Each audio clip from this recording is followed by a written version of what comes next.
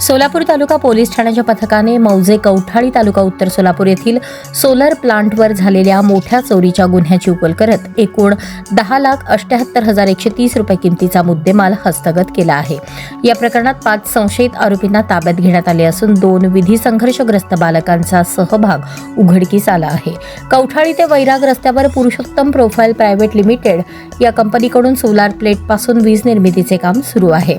या ठिकाणी कॅबिन समोर ठेवलेले 8,78,190 रुपये किमतीचे सोलार प्लेट व पॅनल स्ट्रक्चर अँगल हे 23 नोव्हेंबर 2025 रोजी रात्री 11 ते 18 जानेवारी 2026 रोजी सकाळी 10 या कालावधीत अज्ञात व्यक्तींनी चोरून नेल्याची फिर्याद आदित्य भाऊसाहेब जाधव राहणार शारदादेवी नगर मोहोळ रोड वैराग तालुका बार्शी जिल्हा सोलापूर यांनी दिली होती। त्यानुसार 19 जानेवारी 2026 रोजी सोलापूर तालुका पोलीस ठाण्यात चोरीचा गुन्हा दाखल करण्यात आला होता। गुन्ह्याचा तपास पोलीस नाईक अनंत चमके यांच्याकडे सोपवण्यात आला होता। पोलीस निरीक्षक राहुल देशपांडे यांना गोपनीय बातमीदारामार्फत मिळालेल्या माहितीच्या आधारे कौठाळी येथे शोध मोहीम राबवण्यात आली। मिळालेल्या वर्णनानुसार 5 संशयित आरोपींना ताब्यात घेऊन चौकशी करण्यात आली। प्रारंभी टाळाटाळ करणाऱ्या आरोपींना विश्वासात घेतल्यानंतर गुन्ह्याची कबुली दिली। सोबत 2 विधी संघर्षग्रस्त बालकांचा सहभाग असल्याचे मान्य केले।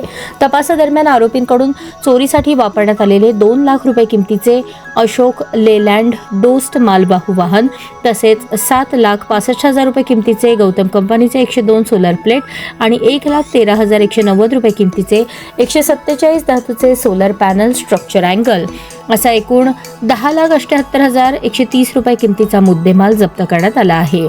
गुन्ह्याचा पुढील तपास पोलीस नाईक अनंत चमके करत आहे। ही कारवाई अतुल कुलकर्णी, पोलीस अधीक्षक प्रीतम यावलकर, अप्पर पोलीस अधीक्षक संकेत देवळेकर, उपविभागीय पोलीस अधिकारी सोलापूर उपविभाग राहुल अत्राम, परिवीक्षाधीन सहाय्यक पोलीस अधीक्षक यांच्या मार्गदर्शनाखाली राहुल देशपांडे, पोलीस निरीक्षक सोलापूर तालुका पोलीस ठाणे यांच्या नेतृत्वाखाली पोलीस हवालदार राहुल महिंद्रकर, पोलीस नाईक अनंत चमके, पोलीस नाईक Lalsingh Rathod, police constable Paigambar Nadaf, police constable Vaibhav Suryavanshi व सागर शिवे यांच्या पथकाने यशस्वीरित्या बजावली।